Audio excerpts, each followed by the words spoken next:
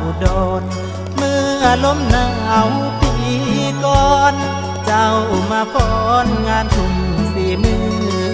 องปากแดงแก้มขาวผูกผมยาวด้วยโบสีเหลืองมัดใจบ่าวคนต่างเมืองเจ้าบอกเครื่องจึงตามพนอเลขสขสขอที่อยู่ยามจากกันใกล้ชิดอยู่เพียงวัน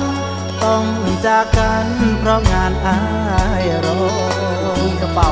มัวสบตากันเกือบบ่ทันรถบอกขอสอก็ลาบอกอายให้รอตอบจอมอผู้สาวอุดรแก้มอ่อนๆสา